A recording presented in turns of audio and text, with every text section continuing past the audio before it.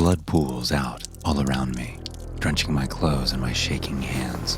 I drop the gun, staring blankly at the two dead bodies in front of me. Moments earlier, they were just sitting at the table, eating breakfast and drinking coffee, oblivious to what I had discovered upstairs. When I came from my room, the small weapon in my hand felt so heavy. I had been uncertain if I could even do this, but now it freed me. I can finally escape from them. My name is Lucas, and the two people that I just killed claim to be my mother and my father. I've been an orphan ever since the age of 6. I never knew my real parents, and accepted that fate a long time ago. I've been living on the streets, getting by, and taking what I need for the past 6 years of my life. I know that I don't have a real family. That is the reality that I have come to accept. But that changed 3 days ago. I woke up to a room that had perfectly painted white walls and blue curtains. There was an aquarium sitting on a desk nearby, with small marine life swimming about, and the sound of the tank cleaner humming as I sat up and looked down. I had new clothes on, pajamas to be specific. Can you believe that all of my life I've never actually worn these? Except maybe when I was in an orphanage before I met Raul. I look about the room, realizing that he isn't there, and also suddenly coming to the conclusion that I don't know where I am. I stand up and go toward the door. For some reason, I expect it to be locked, but it isn't. Beyond the room, there is a dark hallway and a staircase that leads down. There are 2 other doors on the floor, one of which is open. The lights come on automatically as I step in and see that it's a bathroom with a walk-in shower, far nicer than anything I have ever had in a shelter. The other room is locked, but the downstairs air is fully illuminated. I hear talking. It makes me feel on edge as I step down to see who else is here with me. The night before is still a blur. I remember getting my meal from the shelter and then finding a cot to sleep on. Then the world turned black. It feels like I could be dreaming. Downstairs, there is more evidence to suggest that. Everything reminds me of a picturesque Norman Rockwell painting, like I have taken a step back in time to the 1950s. And then the 2 people that had been conversing turned to look at me, and I'm immediately unnerved by their perfect appearance. Have you ever heard of the Uncanny Valley? It's a term that scientists made up to explain how we feel when we see something that looks human, but we know isn't. Our mind is automatically repulsed by the way they look because they are trying so hard to resemble us. That's what these 2 people look like. Walking, talking mannequins with perfect smiles, perfect hair, perfect eyes, and perfect skin complexion. They are the epitome of the American family. The woman smiled at me as she pulled back a chair. "Good morning, Lucas. I made you some breakfast," she said. I stand there, perplexed and a bit scared. "How do you know my name?" I ask. The man gives me a puzzled look. "Lucas, stop playing games and sit down. Your bacon will get cold." I walk up to them and do as I'm told, crunching on the food. I'm surprised at how well it tastes. It definitely tastes like real bacon. Perhaps the best I have had in a very long time. The man and woman stood back and watched as I ate. It was unnerving. I had to stop and stare back at them. What is this all about? They didn't even blink naturally. It felt forced, like they were being told to do it. "Lucas, there's no need to raise your voice at your mother," the man said. That made my blood boil. "That thing isn't my mom, and you aren't my dad," I said, standing up and pointing a fork in his face. I expected him to flinch and step back. Instead, the silverware stuck right into his chest and stayed there, prompting me to be the one surprised. "What the?" I paused and took a step closer to him, tugging his shirt down to see the fork jabbed in what was supposed to be his chest, except there were wires and circuits there instead. He was a robot. I glanced at the woman who stood alongside him unfazed and knew she had to be the same. It was then that I started to search for a way out of the house. I went to what should have been the front room and pushed the furniture aside, trying to find a door. There wasn't one. Then I also took a moment to catch my breath and look around. No windows either, but there were cameras. I jabbed the other silverware toward the camera in the corner of the room and remarked, "Whoever is running this shit show can come out now." "Lucas, watch your language," the male robot said, as he took the fork from his body and added, "We are here to take care of you." "No thanks. I can take care of myself," I snapped back. I ran upstairs to see if I maybe had missed an exit. The only place I hadn't checked was the locked door. As I started to jiggle the handle, the female robot walked up the stairs. "Lucas, you know you can't go in our room," she scolded me. "Don't you dare put a finger on me," I said, fumbling backward. "Dear, you look like you need to lay down. Are you sick?" she asked. I could almost hear genuine concern in her voice, and I nodded frantically. "I think I need to go to my room." I got there and slammed the door, trying to get a hold of myself. This couldn't possibly be real. Androids that resembled humans and a house that had no windows or doors? How did I get here? I sat there on the bed trying to rack my brain, but nothing came up. A few hours passed, and I started to actually get hungry, so I reluctantly went back down to check the fridge. The two humanoids were just sitting in the den, both watching some static on the television as I checked the fridge. There was a bit of food there, and I grabbed it before joining them on the couch. They remained motionless as I ate and looked at the eerie stillness of the old TV set. It was as if the static was communicating to them. "Someone forgot to pay the bill?" I joked. Neither of them responded, too focused on the bizarre nothingness of the screen. They sat there for another good 15 minutes before the screen finally cut off. Then the man looked at the clock on the wall. "Curfew is 6 o'clock, Lucas. Best to get rested up. Busy day tomorrow." "Busy day stuck in here? No thanks, I'm out," I commented. Then he grabbed me roughly by the arm and said, "You won't be going anywhere until you learn some manners, young man." He started to pull me toward the stairs despite my protests. "Let me go! What is going on here?" I shouted. Before I had the chance to react, he tossed me to the floor of my bedroom and slammed the door. I tried to open it, but it was securely locked. "This is insane! What the fuck do you want from me?" I shouted, banging my fists on the door. "Lucas, we are your family. All we want is to take care of you. There is no need for you to be hostile toward us," the man said outside my door. "What does that even mean? I'm an orphan." But they didn't answer this time. I tried a few different things to smash the door down, but nothing in my room made much more than a dent. It was a prison.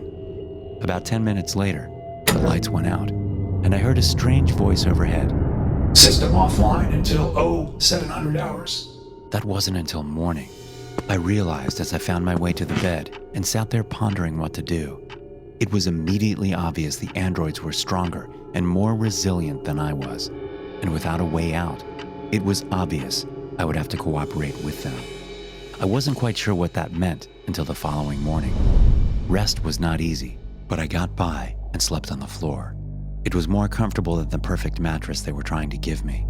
In the morning, I walked to the breakfast table and ate slowly as the two androids dutifully watched. I decided to start my plan to cozy up to them immediately. It was the only shot I had. I wanted to apologize for acting out last night. You've both been very kind to me, always providing everything I need. I stopped and bit into the bacon, trying to remember how it was we got new food. Someone must do food drops when I'm locked in my room, I thought. So, thanks, I said as I finished eating, and the woman took my plate. Lucas, we just want you to be happy here. We will take care of you, and all we ask in return is your love and respect. She went over to the sink and washed the plate as I looked at the man and wondered if I could short-circuit them using the water. That would probably be too easy. Sure, I can definitely do that. But I need one thing first, I said. I watched the man to see if there was a reaction, the question that had been burning in my mind since yesterday. My friend Raoul, where is he? I asked calmly. Raoul didn't qualify for the program, the man said. I nodded slowly as though I understood. Another clue, a program. One I qualified for, but my best friend didn't. Then it hit me as I realized they meant because I was an orphan. I had been selected for some sick experiment because I didn't have a family. Well, I would be happy to help out around the house. Just tell me when and where, I offered. Could you vacuum our master room? The woman asked. I thought you said it was private. Lucas, we just meant for the evening. If you want to help with chores, you can go anywhere in the house, the man chided me.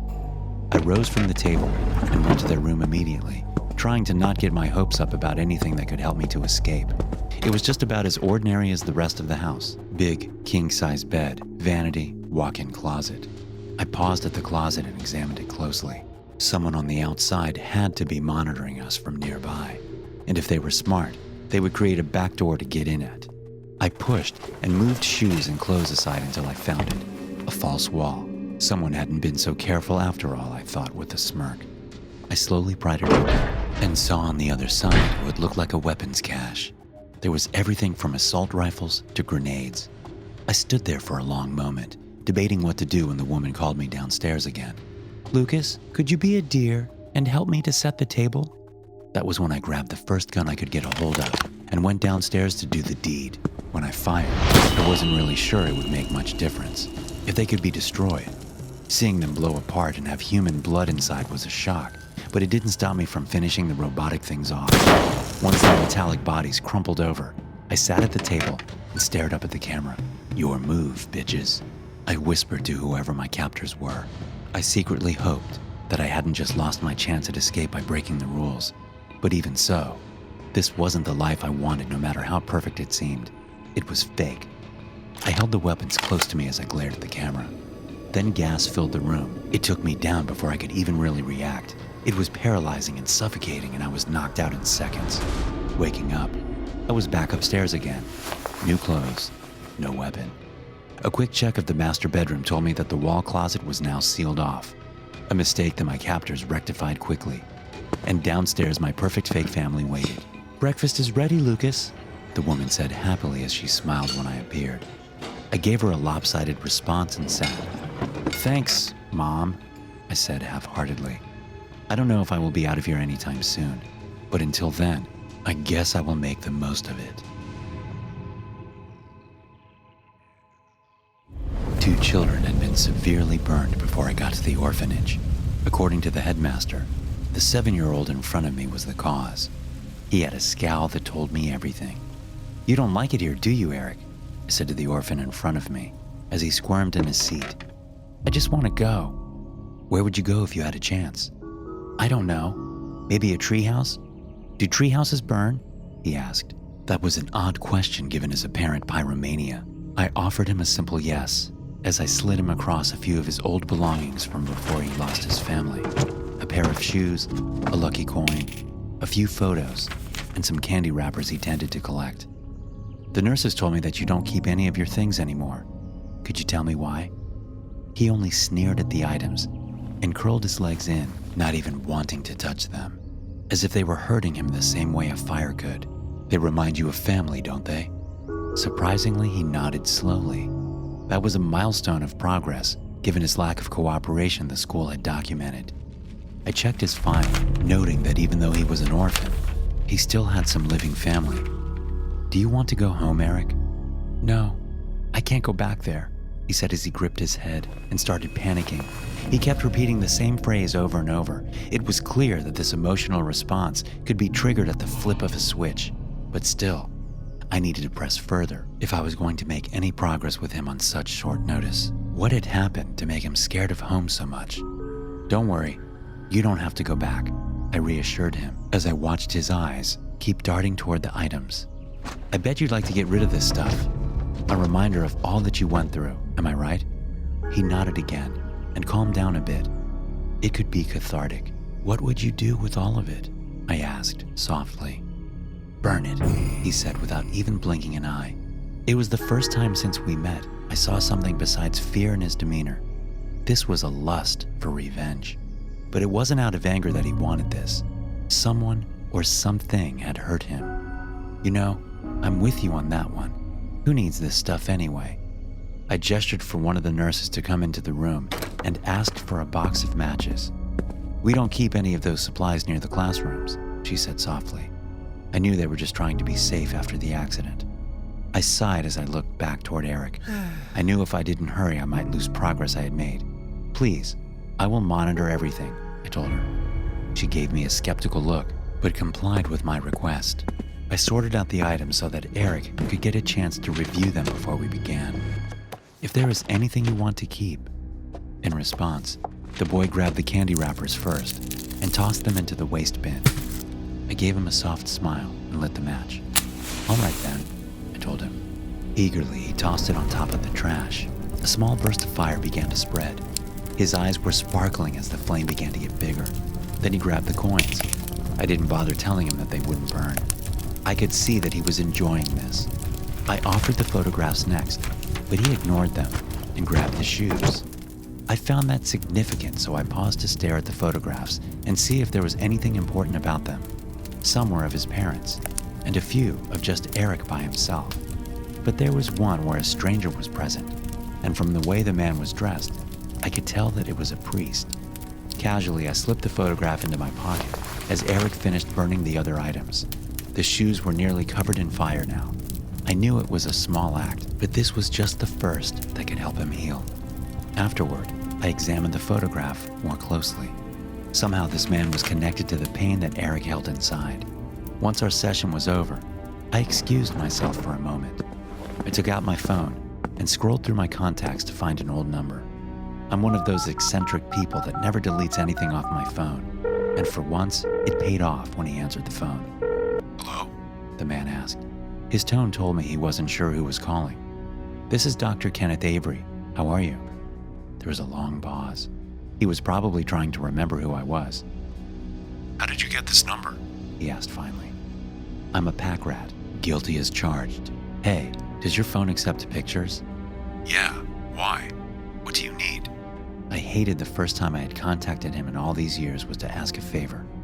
"I'm sending something your way. I want to see if you recognize someone. If you can help identify them, I'll owe you one," I told him. "Yeah. Okay, sure," he said. His curiosity was piqued. I snapped the picture and forwarded it to my old friend. "Is this about those kids?" He asked after finally receiving it. "You know something about them?" I jumped at the opportunity to learn all I could about the incident, especially since the staff here hadn't been very forthcoming. "Not much, but everything I do know is just sad. Those kids, they went through hell. Ken, make sure what you're doing is going to do more help than harm," he told me. I didn't bother making a response. "It will take a few days. I'll see what I can find." I thanked him and stared at the photograph a moment longer. I hated to even consider that he might be right about my methods, because Eric needed closure. I couldn't afford to let doubt sink in. My old friend pulled through with my request in less than 36 hours, but it wasn't good news. "His name is Robert Finch. He was part of our youth seminary for about 2 years, but I'm afraid he was excommunicated last year." He told me. "What happened?" "Nothing, actually. He was a great part of the community, but he just decided to leave. A few of those close to him said that he lost faith. Probably guilt drove him away, if you ask me." Eli said. "Guilt over what?" "There were rumors that he was a molester, a modern-day monster. Of course, that's all there ever was. You know how things work around here. Whispers of negativity are quickly suffocated, but I think any rumor like that must have some merit of truth to it, right? And that boy in the photograph, I'm positive I saw him go to Father Finch's private quarters a time or two." There it was, in no uncertain terms. Even if my friend had his doubts, I knew it had to be the core of Eric's problems. This supposedly devout religious man had abused him, and more than likely, it had been ongoing until Eric had managed to break free. It was not coincidental that his parents were out of the picture. Chances were the trauma he would deal with because of his family dying would last for a lifetime. It made me angry just to consider that Eric had been forced to such extremes, likely because the priest was smart enough to realize that one day he would be shut down for all of the other clandestine activities they did. I told the headmaster what I discovered immediately. "That's excellent progress, Doctor. And you're certain you can trust this friend of yours?" The best way to find out is to go through Eric. If this man did something to him, there's no doubt in my mind he will act out when confronted with the fact, I told her. The next session I had with Eric, we made arrangements to broach the delicate subject. I insisted that he be allowed to be among other children beyond just the ones that he had interacted with before. "That probably is a bad idea," the nurse worried. "I'll watch everything," I insisted. I wanted to see if their presence would affect his attitude or not. She was skeptical again, but still, I knew that this needed to be handled as soon as possible. I've learned over the years there is no easy way to help a child cope with this sort of trauma, but that doesn't mean we shouldn't try. I wanted to gain his trust, because if I could find a way for him to make sense of the ordeal he had gone through, then there might be hope for the rest of them too. "Hey there, Eric. How are you feeling today?" We were sitting in the small library this time in the East Wing. Eric was acting out again, grabbing books off the shelf and ripping pages out. The other kids there were crying and upset because of his behavior. The nurse was about to intervene when I shooed her away. I wanted to understand the reasons behind his anger and help him work through them. "It looks like you're feeling angry." Eric didn't stop. "Can we talk or play like we did yesterday?" The casual approach was getting me nowhere. So I decided to pull out the picture and focus on the issue head on. It would be like a Band-Aid being ripped off, I told myself. "Eric, do you recognize this man?" He was still ripping the books, but his eyes darted to the photograph. He had a flash of distress cross his face. "This man hurt you, Eric. That's why you're destroying those books, isn't it?" I told him. Eric got so mad that he tossed the books toward me. He didn't want to hear what I had to say. He screamed and started hitting other kids near him. A few of the staff rushed in to keep him from causing more harm. "What's gotten into you?" the nurse asked as she stormed in. "You asked me to get to the heart of the issue, and that's precisely what I'm doing." She gave me a look that made me feel like she wanted to scold me. "This isn't something that can be solved in one session. All of them will likely take years of therapy, and some of which I doubt I will be able to provide. Have you considered outsourcing clinics nearby?" But the nurse said nothing. Apparently my failure was enough to leave me ostracized, just like the children in her eyes. I wasn't quite sure where my investigation would go next. I felt certain that if I could get Eric to open up about Finch, that it might help control his outbursts. The brief calm spirit he displayed near the fire was proof of that, but I couldn't get anywhere without cooperation from the staff. I went to bed frustrated, but still hopeful I could make them see reason the next day. As it turned out though, circumstances didn't require me to inconvenience the headmaster or her cronies. During the twilight hours, Robert Finch had come to Owl Creek. I was awakened roughly by one of the staff around 7:30 to this news, each of them accusing me of being the one that summoned him there. I would never even consider doing such a thing. "Have you called the authorities?" I asked the headmaster, but he seemed averse to the idea. "What proof beyond the rumors you spoke of do we have that this man is guilty of anything at all?" she questioned. I bit my bottom lip and realized she was right. I stared down at the lobby where the skinny, balding man was just standing nervously and made a decision. One way to find out. The headmaster and I met with Finch 10 minutes later. He looked troubled. "Can we help you, sir?" she asked. "I'm here to see one of your children. His name is Eric Weiss," the former preacher said. "And why would you want to do that?" I asked evenly. There was no way I was about to let this monster near Eric. "I knew him before he came here. I have to see him. Please. It will only be for a minute," Finch insisted. His palms were sweaty, and it looked like he had barely gotten any sleep. "I'm afraid that won't be possible," the headmaster decided. "Eric is very sick right now. He can't accept any visitors. I'm very sorry." He looked disheartened, but didn't question her decision. I couldn't let it go at that, though. "Something brought you here. What was it?" Robert looked me dead in the eyes like a cat caught in a cage.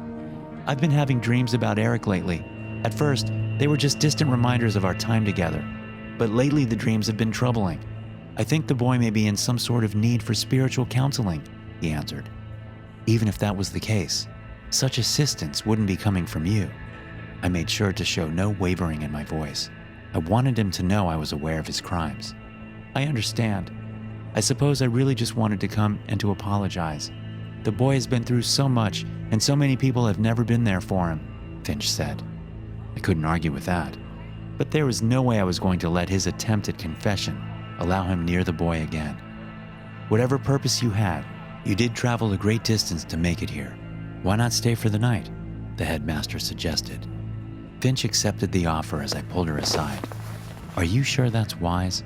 If he really is what we think he is, the man has a guilty conscience of that, I'm sure, doctor. But this is neither a confessional nor an interrogation. The least we can do is at least offer some hospitality," she argued. I knew better than to try to make her see things differently. So instead, I offered to escort Finch to the same area where I was staying. "I appreciate it very much. You're all very kind. the man said as I led him across the grounds. I didn't even say a word as we walked into Ward B. I kept walking until we reached the part of the ward where Eric and his friends were staying. Once inside, Robert froze when he saw the boy, and Eric had a look of absolute horror as well. Then Finch did something that surprised me. He dropped down on his knees and moved toward the boy. I hesitated to act, his behavior looking that of a desperate wild animal. Please, this has to stop," he muttered as he reached toward Eric. I moved to intervene. "You want it to stop?" the boy repeated. The voice was void of any emotion. The other children were watching. I couldn't help but be dazzled at the entire spectacle. Yes, please. I will do anything you ask. Give you anything. Just make it stop," Robert begged. He grabbed a hold of Eric's shirt. "Keep your hands off him," I snapped as I tugged him away. Eric simply looked numb. "Tell me what you want, Eric, please," Finch said, sobbing. Why was this man so desperate to talk to him? Eric didn't even blink as he answered blank-faced. "I want you to burn." Robert closed his eyes and then jumped straight toward the curly-haired little boy. I scrambled to stop the grown man from hurting Eric. The other children cried in alarm as Robert tried to choke him. I grabbed one of the heftier toys and knocked him in the back of the head to give Eric the chance to crawl away. To my surprise, though, the curly-haired 6-year-old just froze, unresponsive to anything around him. A moment later, a group of orderlies rushed in to pin Finch down, and I worked to get Eric free. It was over a few seconds later, as they struggled to pull him away, and the former preacher kept repeating the same thing over and over, begging Eric to make something stop. The headmaster arrived a second later, glaring at me as I checked the boy for injuries. "Now can I call the authorities?" I asked. She didn't respond, instead instructing her staff to make Finch stay in one of the quarters on the 3rd floor, designed for more violent patients in the old days. "Are you all right?" I asked the boy. Eric didn't respond to any of the prompts I gave him. He just sat there stone-faced and numb to the world. "No thanks to you. This boy has probably reverted to a catatonic state," the nurse said angrily as she took him away from me. I couldn't hold it against them for the frustration they faced. I had made a grievous mistake to prove my point about the danger that Finch presented. I went to the headmaster to apologize, but she didn't want to hear any of it. "The police will take care of it from here, and as far as I'm concerned, we can contact DHS to find someone more suited to help these children than you," she responded. I didn't have the strength to argue. I made my way toward the 3rd floor, if only to apologize to Eric for my rash actions. But I never made it there.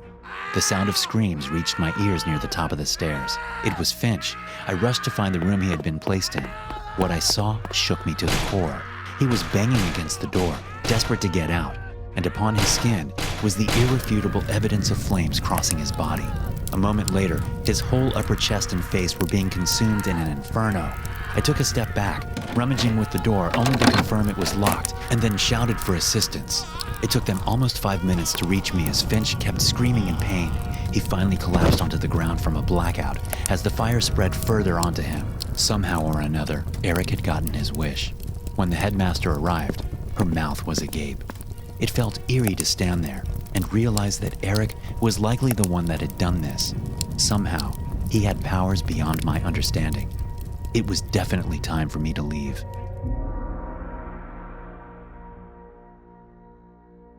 I'm about to die. I'm going to die, and the family that just adopted me are going to be responsible. Right now, I'm locked in a room waiting to be taken to surgery where my organs will be harvested, and God knows what will happen to my body. I'm not supposed to even have a cell, but I have to get this message out. If not for my sake, for the health and safety of countless orphans that are out there and will be used for these people. They aren't my real family, and maybe I was never meant to have one anyway. But one thing for sure, the orphan lottery is a lie. If you had told me that exact phrase 4 days ago, I would have said you were crazy. I've been waiting to have my name called all my life.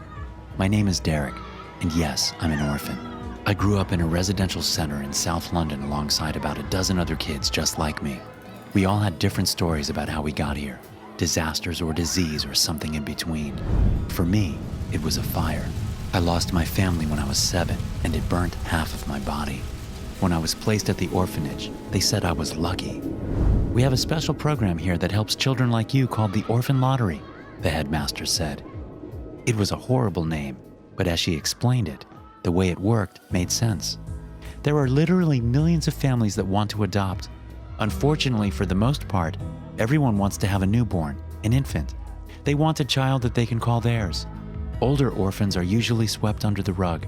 My predecessor felt this was unfair. Wouldn't you agree? Before I could even voice a response, they just kept rattling on about how great the program was. I have to admit, I was impressed, especially with the accolades they gave it. The lottery is designed to counteract a cruel world. Precisely once a month, when a family comes to us for adoption purposes, we pull a name from random for the selection. These families are more well-to-do.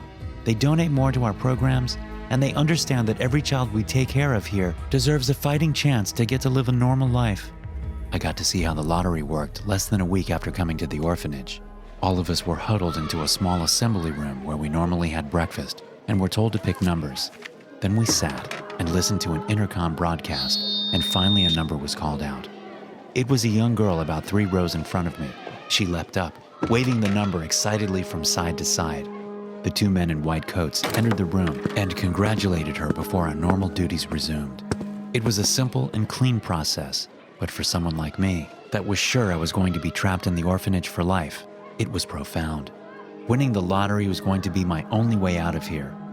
There were some skeptics, and I wished dearly I had listened to them before my name was called. A close friend of mine, Peter, wasn't sure about any of it. Some of us made jokes and called him Paranoid Pete. How I wish we had actually listened.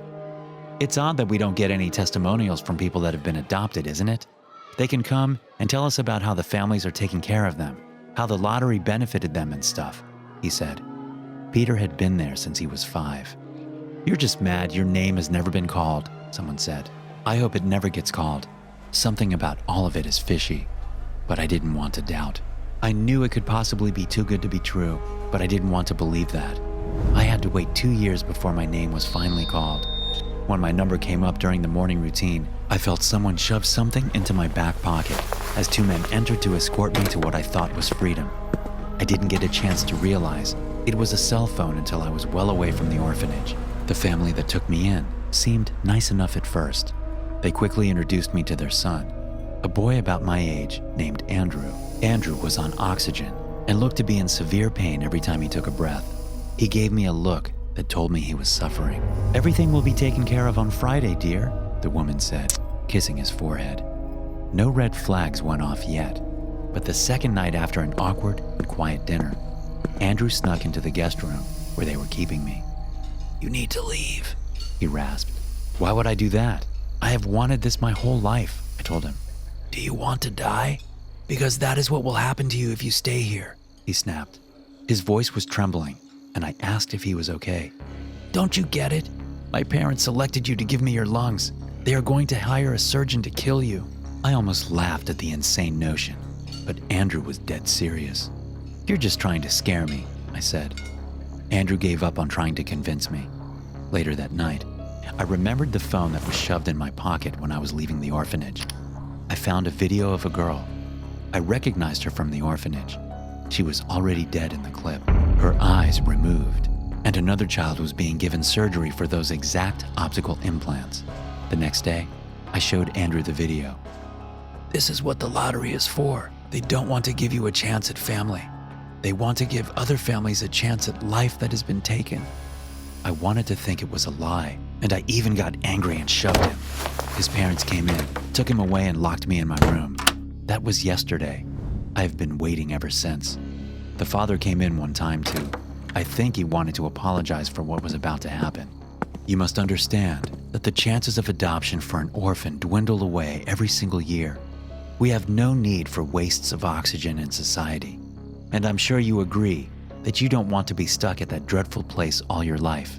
I've been trying to think of what to say and how to make it clear to anyone else out there what is happening, but I'm not sure anyone will believe me.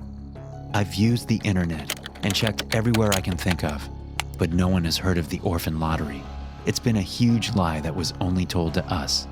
I can hear them coming now. Please, if you do believe me, save the others. Give them the hope that has been maliciously stolen from me. Thanks for listening. If you enjoy these stories, be sure to subscribe to the podcast and check out some more of my episodes here.